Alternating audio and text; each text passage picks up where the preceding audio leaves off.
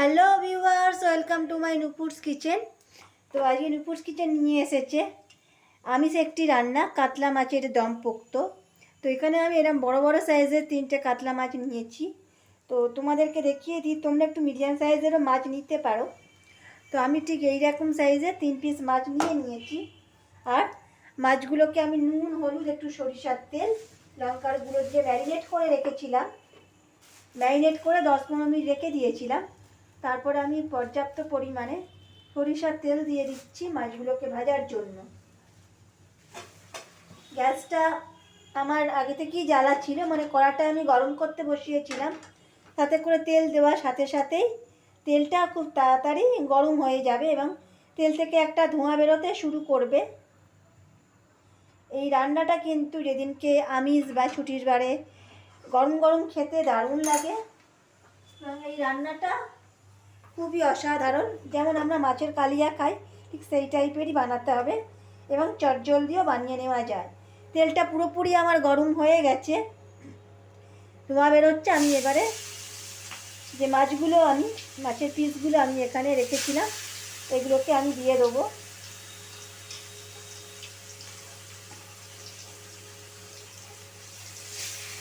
তো সাইজটা তোমরা তোমাদের পছন্দ অনুযায়ী নিতে পারো।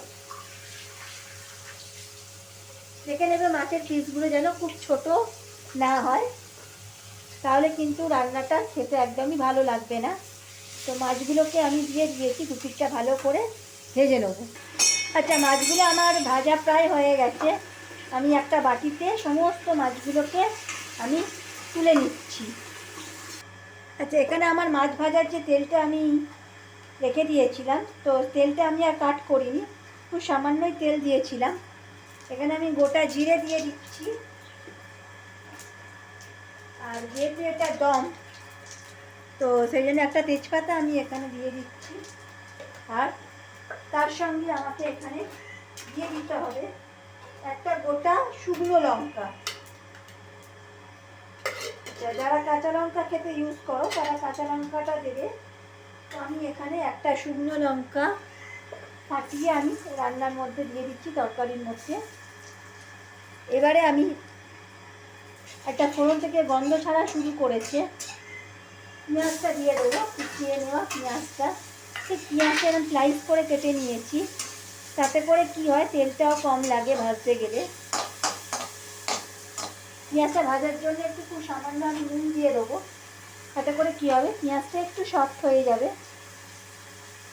1/2 টিস্পুন নুন দিয়ে দিচ্ছি। পেঁয়াজটা খুব সুন্দর করে লাল লাল করে একটু ভেজে নিতে হবে।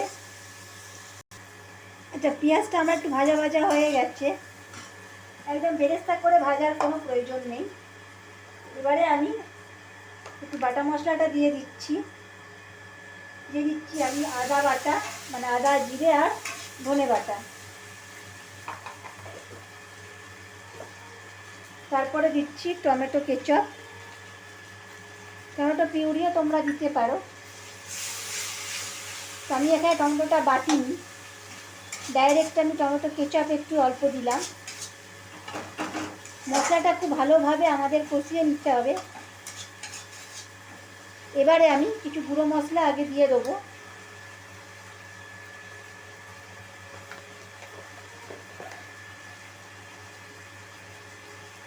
দিয়ে দিচ্ছি 1 চামচের মতন হলুদ গুঁড়ো। আমি সানরাইজের হলুদ গুঁড়ো ব্যবহার করলাম। আর তার সঙ্গে আমি এখানে দিয়ে দিচ্ছি 1 টিস্পুন কাশ্মীরি লঙ্কার গুঁড়ো।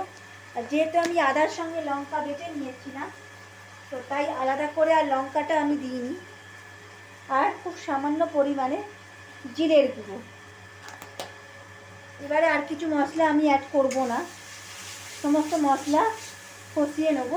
তবে হ্যাঁ, জলটা খুব সামান্য দেবো যাতে গায়ে লেগে না যায়।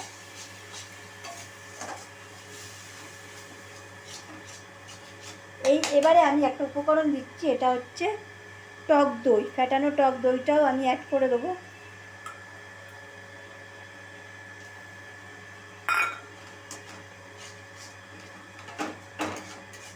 তোমরা চাইলে এখানে রসুনটাও অ্যাড করতে পারো, তো তো আমি এখানে গার্লিক অ্যাড করিনি।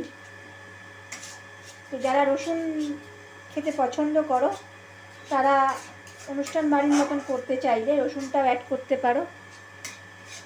মশলাটা আমি ততক্ষণই কষাবো যতক্ষণ মশলা থেকে একটা তেল ছেড়ে আসছে। আচ্ছা, পেঁয়াজটা ভাজার সময় নুন দিয়েছিলাম, তাই আলাদা করে আর আমি কোনো রকম নুন দেবো না। একটু কিছুক্ষণ আমাদের কষিয়ে নিতে হবে। এবারে আমি আলুটাও দিয়ে দেবো। আলুটা দিয়ে আরও কিছুক্ষণ আমি কষিয়ে নেবো। আলুটা দিয়ে আমার যেহেতু নুন দেওয়া আছে, তাও আমি এখানে খুব সামান্য পরিমাণে নুনটা দিচ্ছি। যেহেতু পেঁয়াজ ভাজার সময় আমি নুন দিয়েছিলাম, যেহেতু আমি আলুটা দিচ্ছি খুব সামান্যই আমি নুন দেবো, বেশি নুন আমি অ্যাড করবো না। তো নুনটা দিয়ে আবারও আমি একটু সমস্ত মশলার সাথে আমি কষিয়ে নেব। ভালো করে কষানো হয়ে গেলেই আমি জলটা দিয়ে দেবো। এবারে আমার আলুগুলো ভালো করে মিশে গেছে, তো আমি আর নুন দেবো না, খুব সামান্য একটু গরম জল অ্যাড করে দিচ্ছি। ঝোলটা একটুখানি হালকাই ঝোল ঝোল থাকবে। হ্যাঁ, তা খুব বেশি গ্রেভি রাখার দরকার নেই। এই রান্নাটা যারা রেগুলার যাদের ভাত হয় বাড়িতে, হ্যাঁ, তারা এই রান্নাটা অবশ্যই ট্রাই করে দেখো, খেতেও খুব অসাধারণ হয়। তো এখানে একটু ঝালের ব্যাপার আছে, তো তোমরা কাঁচা লঙ্কাটা বা ঝালের পরিমাণটা একটু বুঝে দেবে। যারা বেশি ঝাল খেতে পছন্দ করো তারা অবশ্যই ঝাল দিও, যারা একদমই ঝাল খেতে পছন্দ করো না তারা কাঁচা লঙ্কার পরিমাণটা একটু কমিয়ে দিতে পারো। আচ্ছা, এবারে আমি আগে থেকে যে ভেজে রাখা মাছগুলো আমি দিয়ে দেবো। মাছগুলো দিয়ে আমি খুব বেশি ফোটাবো না, তাহলে ভেঙে যেতে পারে। মাছগুলো দিয়ে একটু হালকা হাতে আমি মিশিয়ে নেব। খুন্তি দিয়ে খুব বেশি করে ফোটানোর দরকার নেই, তাহলে মাছগুলো ভেঙে যাবে। তো এবারে আমি কয়েকটি কুচিয়ে রাখা ধনেপাতাটা আমি দিয়ে দিচ্ছি। আর সবশেষে নামাবার আগে আমাকে দিতে হবে গরম মশলার গুঁড়ো। এই গরম মশলার গুঁড়োটা দিয়ে আমি রান্নাটা কমপ্লিট করলাম। তো আমি যেরকমভাবে বানাচ্ছি তোমরা একই প্রসেসে বাড়িতে বানাবে। অবশ্যই তোমরা খেয়ে কমেন্ট করে জানিও কেমন হলো। গ্যাসের ফ্লেমটা আমি বন্ধ রাখছি। আর আমার চ্যানেলটি ফেসবুক থেকে দেখলে প্লিজ ফলো করে দিও, আর ইউটিউব থেকে দেখলে সাবস্ক্রাইব করে দিয়ে পাশে থাকবে। ধন্যবাদ।